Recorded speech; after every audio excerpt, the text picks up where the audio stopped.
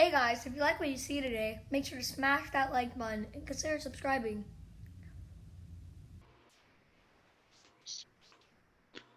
All right, so we're here with the third episode of This Isn't Our Podcast. This is something different. It's called Conversations. It's something I'm doing on our YouTube channel as I'm trying to get my ducks in a row and relaunch that and provide some good content. And I can't always be the one providing the good content. So we got to have cool people to come on and share what they know, like Scott Shepard, who we've got today. Morning, Scott. Morning. Scott was on our podcast about a month and a half ago, and it was really good conversation. I appreciated that. But I figured what we're doing here, where we can kind of get, a look at really some of the stuff that you do with your clients. I thought that would be good. Yeah. But before we get into that, UCF grad, correct? Yes. Yeah. UCF. I graduated there with my master's in physical therapy in 2001. 2001, cool. My wife's a grad there. She graduated in 2000. Oh, really? This is a reminder. Oh, 11 Miss sorry. Spencer will be in messages. Alexa needed to tell me something. Yeah. Sorry, I don't know that. That's but all I do right. have a skill you might like. It's called Tell Me Something Good. No thanks, Wanna Alexa. try it? She's always listening. The government's always listening. Yeah. Sorry, So I you- didn't understand that. You started off with United Health, was it? Or Florida? 11 Miss Spencer will be in messages. Yeah. So I started off. The first job I had, because I'm a physical therapist, so I started off working for Health South. This is a reminder. In Health South, Spencer will be in they messages. had all of the the tour trailers and stuff like that for the PGA Tour. They did all the sports medicine, all the athletic training and medicine and care for the PGA Tour at the time. And they had the little trailers that went around with the PGA Tour. Of course, now the different tours all have their own trailers. It's not run by Health South anymore, but and then they also have their own trainers that go out. So at the time, I was with Health South, and they had a program, a local program, where they wanted to create a local liaison who would work with some of the golfers when they were back home in Orlando area during their off season. That's cool. And what made you decide to kind of jump out on your own and do your own thing? Well, so that particular company, again, it was sports medicine, rehab, physical therapy work, which I still do today. But I, at the time, we would get guys better, and we would do some rehab stuff with them, and then the guys would basically come to me and say, okay, what do I do? What do I do the rest of the year? How do I stay in shape? How do I avoid these injuries from flare-ups, whether it's their back, their wrist, whatever they ended up hurting? And at the time, that particular company and most physical therapy companies were not really interested in that side of the business, like trying to care for them after their injury was done. It was more like, let's see them for the injury, and then when they're done, they'll just go back to their personal trainer or whatever. So as these people started approaching me, I just kind of realized, look, I just need to be able to create this service for them. So I just started kind of doing that service on my own. On the outside, on my own time, on the weekends, whenever I can meet with people after hours. And I would basically just start kind of personal training some of these, local professional mini tour, college level, high school golfers. So you partnered up with Mike Bender's Academy. When did you do that? So back in like 2005, around 2005, I was working in physical therapy up in the Lake Marion Heathrow area, and one of the first things I did is I went around to all the different golf clubs and marketed myself to them and said, hey, this is what I do. I can help you with your golfers if they have injuries, if they have if it's just more sports performance, whatever you want. And this was kind of before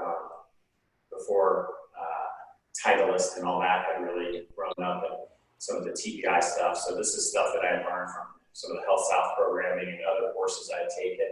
I took that knowledge, marketed it to some local pros up at Heathrow with like Chris Holmes and at the Legacy Club and Brendan Kennedy and some of the well-known instructors around town that were prospective instructors, I would go to them and say, here's what I do. And then I, of course, marketed myself to Mike Bender. And at the time, Mike wasn't really working with anybody helping his students to do fitness, because that was just kind of coming up.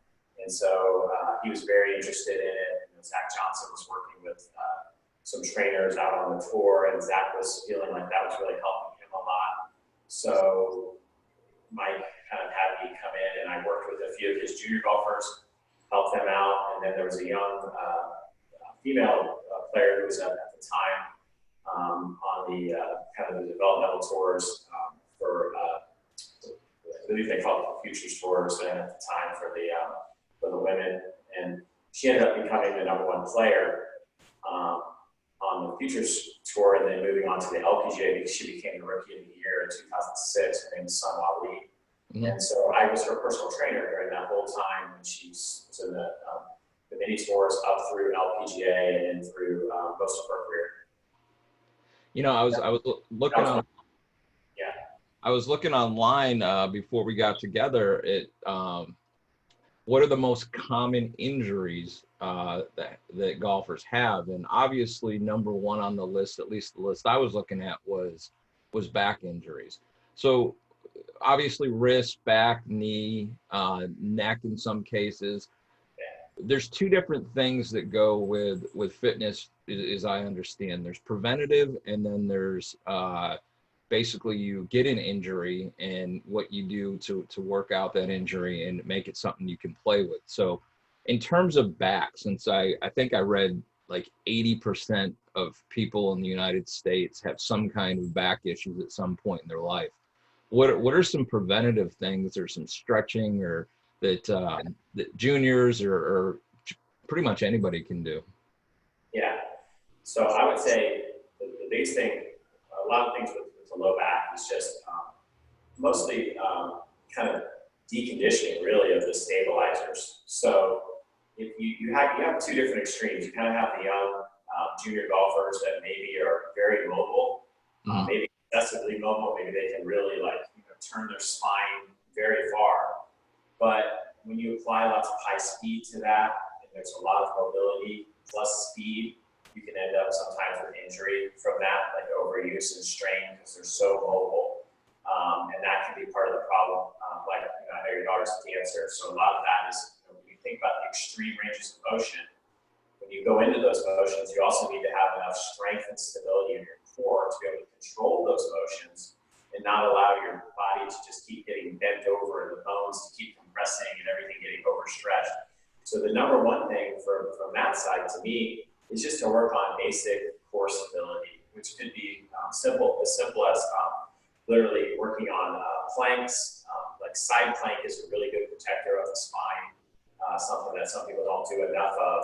And because they'll do the regular planks, which kind of brings them in the front core. But the side plank stability is really important, especially when you think about golf, because a lot of golf occurs in these bent postures because you're one hand lower, so your side bent down and you're rotating through and around and you have tilts in your spine. You need to build up your stabilizers of your spine to be able to support those extreme positions that you go into. So if you're a junior and you're hypermobile, I would say a lot of it comes down to stability. So I have to do a whole series of planks where we might be doing planks with reaching, with leg extensions, with opposite arm and leg, side planks with leg lifts, with rotation, bands, all kinds of different core variations in that sense, just to build a good base of stability so that they can handle the extreme motion. And then on the other side, you tend to have more of the what we call hypomobile, or people who are stiff or lack mobility. And this might be kind of the middle-aged or senior golfer. And I just feel like for a lot of them, everyone needs core stability, there's no doubt about that. But a lot of them, it comes down to just working daily, having a program to do stretches for their spine, starting from general positions. By general, I could mean anything like yoga type stretches where you're hands and knees positions, and just doing what we call cats and camels, things like that, arching your back, just getting basic mobility, maybe opening up your back to different sides, getting rotational mobility, working on hip mobility, different patterns of movement. And then just having kind of a routine, which is a mobility / stretch routine that most people need to be doing probably 4 to 5 days a week as you get older, because it's one of those things, if you don't do it every day, you lose it. So on the general side, you should really be doing that, and it's really part of your warm-up. You know, if you're gonna go play golf, take 15 minutes, get down on a foam roller, roll everything out, stretch everything out, have a routine that's built for you based on some of the problems you have or tight areas.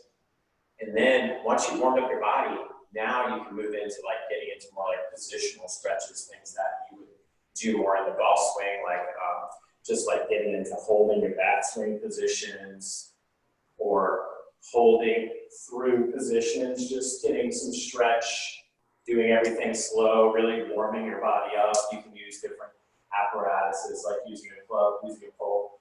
And I call that positional mobility and stretch. That should always come after you've done a general warm-up. Then you get into this really position-specific stuff. Just like any other athlete would warm up for their sport. They do a lot of general stretch, and then they start loosening it up. Think about a baseball player, and they're just tossing the ball a little bit, getting everything warm, and then they really start cracking with it later.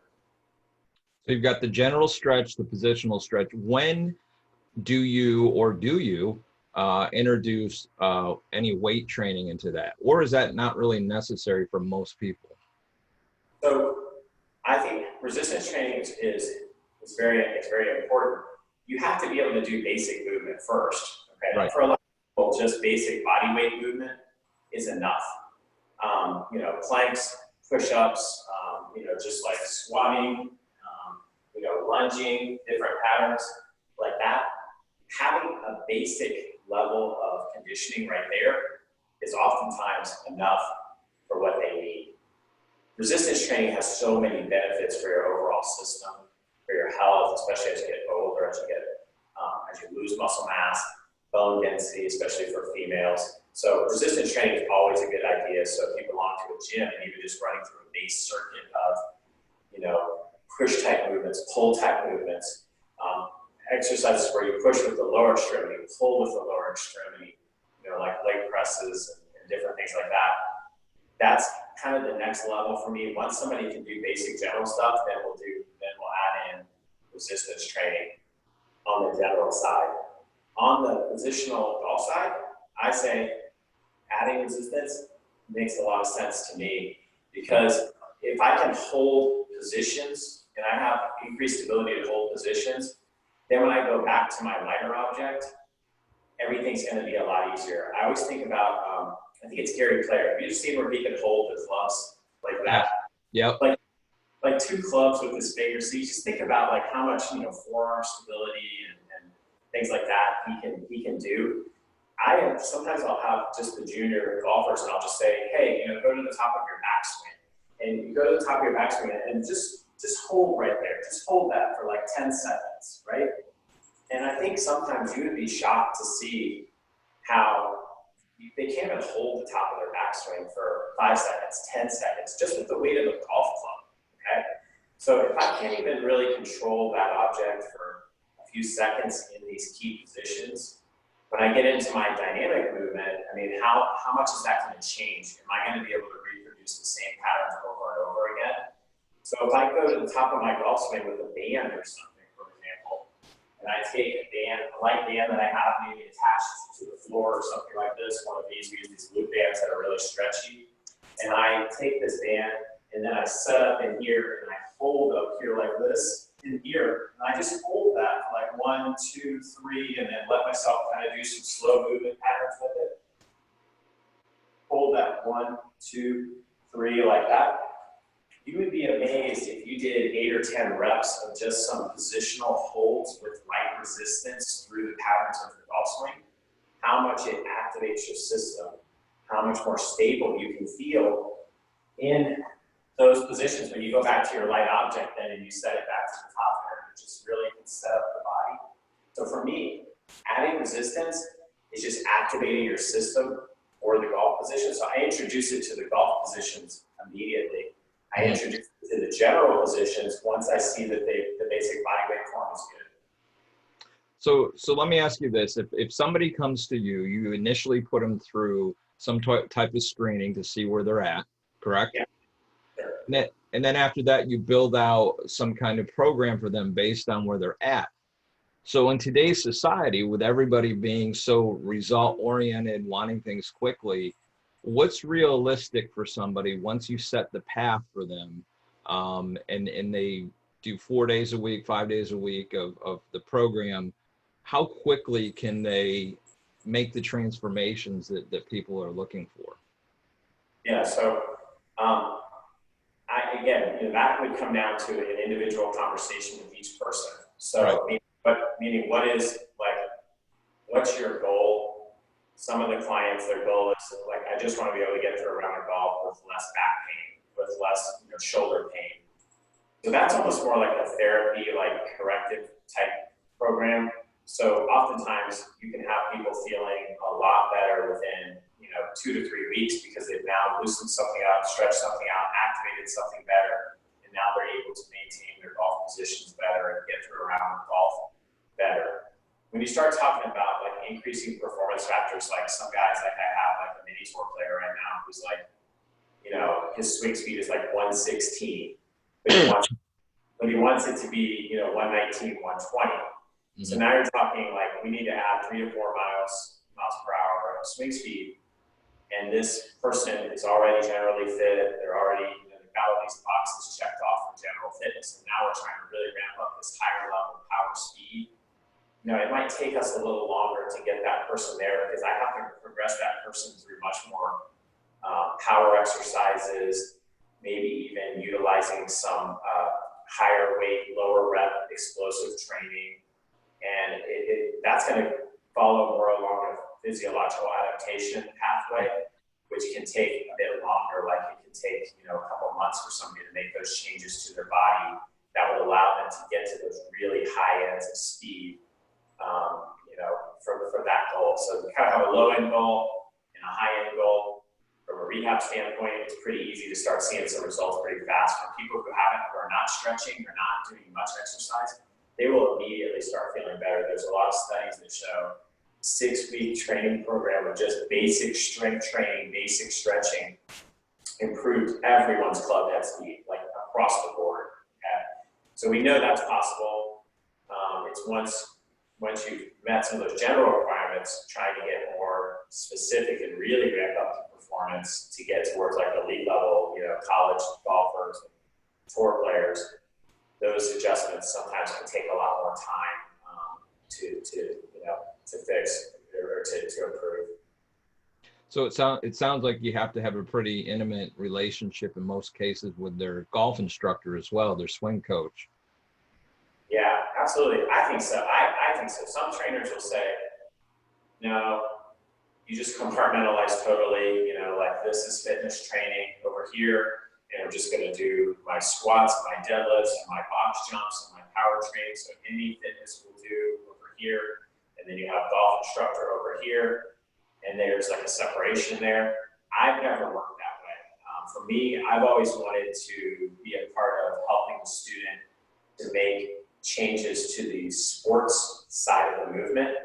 So I really want to be able to have somebody come in and tell me like the stuff that I'm helping them do, you're going to get generally stronger. Yes, of course, that's all in there. We call it base builders. We have a part of our program we call base builders, which are just basic exercise that everyone should be doing. And it's not any like, neuroscience or anything to that. It's just, look, you should literally be able to, do a certain amount of body weight pulls, a certain amount of body weight push-ups, a certain amount of squats with some load, single leg activities with some load. That's over here. But oftentimes, as you know, there are a lot of really generally fit people who you and I, or maybe even somebody who's a golf instructor who doesn't work out much, but would just absolutely has the golf movement down to a science. So I think that what I like to do is have a more blended approach, which is I'll talk to the instructor, and the instructor tells me, look, this particular student has a hard time getting in this position, or they lift up, or they have a hard time getting in the impact position, or their hips don't turn, they just stall out the lower body, and the upper body just kind of caves or does something. So I look at the swing videos a lot, and I don't look at them so that I'll go back to the student and say, here's what you need to change in your golf swing. I look at them so I can see what are some of the positions that their body needs to be able to get into that they can't get into. And I can't always tell that based on just like an isolated movement. I can't always say, okay, somebody just doesn't rotate their shoulder. Maybe they rotate their shoulder 85 degrees instead of 95 degrees. What does that look like in their golf swing? Because it doesn't always match up. So I look at the golf swing and then come up with a portion of our program what we call specials or specific exercises. And those would be the drills that would either help the kind of the three key areas that I think performance trainers can help, which is I've always called it positions, sequences, and speed. And those are more specific things that you can affect. Like I can help somebody get into a better position of their body by helping them train into that position. I can help somebody fix their sequence even without a golf club. There are drills I can do with a medicine ball against the wall. There are drills we can do with bands that can help somebody feel the correct sequencing of movement, and that can make a more direct change into their golf swing. And then speed, I think speed is one of those things people just don't train it. Everybody wants to hit the ball further, they want to swing faster, but you look at historically what a lot of the long drive guys do is, I mean, they just hit a lot of full out drivers, a lot of full out, full speed stuff, and they're not as concerned maybe with, they're with certain accuracies or efficiencies or whatever. They'll fix all that. They'll worry about that. But really what they're worried about is maximizing the speed. Most people don't put that into their training in any way at all. So that's why they don't see themselves, creating a lot of speed in their golf swing. Yeah, it's interesting that in today's instructional world and in fitness has become a big part of this, the technology that goes into this, like Body Track and a lot of the other technologies out there. Curious if you utilize any of that when you're over at Mike's place. Yeah, so I don't use a lot of the force plate. Admittedly, I think that's an area where I can learn a lot more. I think the force plate technology is pretty cool. I mean, we of course have that here, but because definitely I think you can see some things. Because obviously, the only thing, you're connected to the ground, right? So of course, I mean, the way that I utilize the ground can affect how I transfer energy eventually. So looking at some of that could definitely be helpful from the standpoint of creating a program for somebody. We generally look at the way people interact with the ground more on an athletic scale. So our speed test, we will have kids run, for some of our younger athletes, we'll have them run sprints. We test their vertical jump. I don't know if you can see in my screen here, you have a vertical jump tester over here, where you're literally jumping. So that giving us an idea of how does somebody develop vertical power. We have some tests that we look at how well can somebody develop like lateral power, where we go down off one leg from right to left or left to right. It helps us tell, like, can somebody utilize the ground? Can somebody utilize the ground to create force in those different ways? But a lot of what we'll do is mostly just the video analysis from our end, even though we do, of course, have TrackMan, we have Body Track, we have all that. But from my standpoint, we have KBS too, which I think is a great tool. Yep. If you have access to it, I think it can be a game changer for a lot of people, because people struggle with, what the instructor's telling them and translating it over to how do I actually do that movement? So to me, any tool that can help somebody move better and understand how to move better is a great tool. But each tool has its limitations, for the students. Obviously, if they don't have that at home, things like that. But I know a lot of people who utilize that even in their training. A lot of people utilize the KBS to help people feel those really specific positions as well. We currently don't use as much of that, mostly looking at videos, looking at the analysis and the sequencing of the movement, the feedback I'll get from the instructor.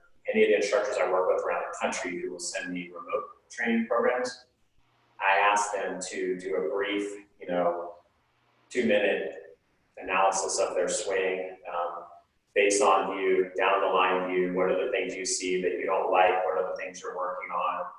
What are the things this client struggles with? and then I'll have them do my base screen, which I have like 6 or 7 different movements that they'll video with different patterns and mobility and hips and shoulders. From that, I can get a pretty good picture of what's going on with somebody to create a program for them with, like I said, basics and then specials. My last question is, I recently did a certification through the PGA through a new program they call PGA Coach. And it's part of the American development model, which I'm sure you're familiar with.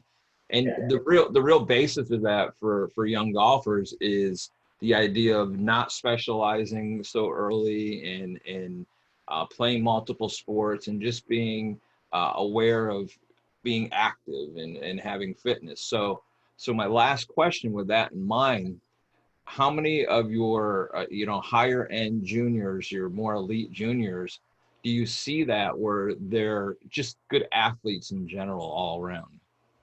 Yeah. So, like I have my own opinions on that. I think you have a few sports that are outliers. Okay. Yeah. And this is just me being a golfer, 20 years of, working around golfers and stuff. But I mean, I've seen some kids who, and I won't name anybody, but I've seen some kids and trained some kids who are really top AJGA ranked, top 10, whatever, who probably couldn't throw a ball, 40 feet, a baseball 40 feet across the room, but could play really high level golf. I just think that golf, I think, my kids do gymnastics. There's a lot of skill in there.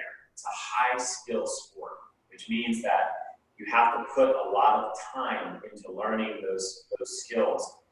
And your best bet for getting better is to spend a lot of time in that arena learning those skills, getting better that way.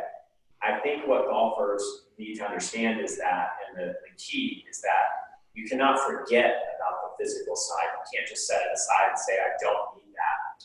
Because the physical side can determine oftentimes your high end, okay? I mean, you can be the #1 world beater when you're 13 or 14 or 15, but your high end capacity can sometimes be limited by your physical abilities. If, for example, you don't hit it far enough, this, some of the players I work with, like on the LPGA, who, they're in that middle zone with their driving distance, the game is just a lot harder for them. They've got to be a lot more accurate. They're hitting longer irons into the same green that somebody else is hitting shorter irons, so that it's going to be easier. The game is harder, okay? So their margins for error are higher. So we always tell people is the more athletic you can be, the better. Now, I don't necessarily think that means you have to play other sports. Yeah. I think it means you have to train like you're an athlete. So when you go in the gym, it's not just all like golf things. It's also be an athlete. We have, with our juniors, we'll have ladder drills and hurdle drills. We run sprints outside. We jump up and down on boxes. We're just trying to get these kids to be as athletic as they can be to help them build that higher end ceiling of where they're going to go eventually with their golf game. But I don't believe you have to say, oh, you need to play, you need to play basketball in the fall, or you should do this, run track in the spring. I don't think that's realistic for a golfer who's trying to compete against kids who are practicing all year round. I don't think it's going to cut it. That being said, you and I both know that there are a lot of people who are just very naturally athletic, and no matter what sport you put them in, they're going to excel. Okay, and I think a lot of these studies will look at that and say, well, look, Jordan Spieth played basketball growing up and he was good at it. Well, guess what? Jordan Spieth is a naturally good athlete. Okay, you put him in lacrosse, he would have been good. If you put him in outside of his physical size, he would never make the NBA because he's probably not tall enough. So if you take away those physical limitations and factors, he's a good athlete. Okay, so did he become a good athlete because he played basketball when he was 11, or was he a good athlete and happened to play basketball when he was 11? It's always that question. Yeah, it's a good, interesting opinion you have on that, because we all know, you know, from when we were kids growing up, that one or two of our friends that were just always good at anything that had any level of athleticism that was needed. Yeah, absolutely. So it's always, you always look at that later, and he said these pro athletes, look at Dustin Johnson, he can dunk a basketball. And then you have to go back and you say, okay, well, because he can dunk a basketball, is that why he's a good golfer? No, it's not. He's a good athlete, and he happens to be involved in golf, just like people who are competitive. There's not enough value to be put on just being competitive in something, not necessarily being a good athlete, but just being competitive, wanting to win at the highest level of sport. Those guys and girls are all competitive at some level. They're very competitive. You don't get there without being competitive. Some people don't show it. It's inner, but some people it's outer, and they're really in each other's face. But the question is what cultivates competition, or is it something that's innate, like somebody's naturally competitive? And I know even in my own kids, my son, who's a national team member, gymnast, who he's always been competitive his whole life. I didn't do anything to cultivate that per se. He's just a kid. If you're playing a board game, he wants to win it. If you're doing it, he wants to win it. And so the question is, what can you do to cultivate athleticism, competitiveness, and these other things within kids who maybe don't naturally have it? And oftentimes that's where you'll see a benefit of letting them do a different sport, like having them run a race against another kid, run sprints, and test their competitiveness and try to drive that forward in that kid. You can get a lot out of that for a kid who's never been competitive. And then you'll see some carryover into their golf game. And it's like, oh wow, they're getting better at this, Yeah, just nurture and support, basically. Exactly, nurture, support. Look, you don't know, and I don't know where they're going to end up. You have no idea. And also, kids bloom at different times. You have no idea when this kid all of a sudden was not winning. Now at 15, he or she has decided to really focus in, and now they're just beating these other kids that are not as focused right now. But what you can do is really just always try to do is create a positive culture of supporting them and just encouraging them. And our goals are to make them just feel more confident and be a better athlete. And confidence is a huge factor in this whole arena. I'll give you one last example of that. But when I was traveling around on the tour, I would be at a tournament, and Annika Sorensen would be working out in the gym with her trainer, Kai Fusser, who's a friend of mine. And she just did not train the same as everyone else. Like, she did a lot more weightlifting, a lot of heavier weights. She did a lot more, she would be doing pull-ups with a 10-pound or a 20-pound weight attached to her waist, and she's hammering out a set of pull-ups. And people would always say to me, some of my clients or their parents would say, well, should we get to that level? Do you think we should be able to do that? And I always would say, well, you don't have to do that to be a good golfer. That is not a necessity to be able to do pull-ups with a 20-pound weight to be a good golfer. But do you think, from a physical standpoint, what does that do to her confidence? Is she not the most confident person in this room? When she walks into a room with a bunch of her competitors, hops up on the pull-up bar, and starts hammering out pull-ups, most of these girls could maybe do one pull-up. She'll hammer out a set of 10 with a 25-pound weight attached to her waist. Yep. What is confidence? What's the value of confidence? And a lot of times, physical fitness carries over into confidence. If you feel strong, you feel fit and athletic, that carries over into other areas of your life and your sport. Sure. Yeah, I can see where there's a correlation with the mental and the physical for sure. Absolutely. And that's why all golfers should be involved in fitness on some level, even if it's just general fitness. But on the performance side, getting with somebody like myself is more like looking at those finer details of here's your bases, here's some specific stuff to help transfer. So if folks want to get in touch with you, Scott Shepard, top 50 by name, named by Golf Digest, golf fitness instructor. How do they reach out to you? What are some ways? So they can reach out to me via my email, which is driven GPT, which is like golf performance training. So drivengpt@gmail.com is one of the best ways. They can follow my Instagram and message me, and through there we post a lot of videos of the stuff we do, and that is driven SPT, as in sports performance training. So that's @drivenspt. And or email is drivengpt@gmail.com, or they can just call me at my cell phone number, which is listed on my website. And my website is drivenspt.com. And it's mostly just an information page right now. We're in the process of updating some things on the website, but my phone number's on there and everything. So that's the website is www.drivenspt.com. Awesome, Scott. Thanks so much. Stay safe, stay healthy during these strange times, and we'll definitely talk to each other soon. Okay, thanks, Brendan. Thanks for having me on. Thanks.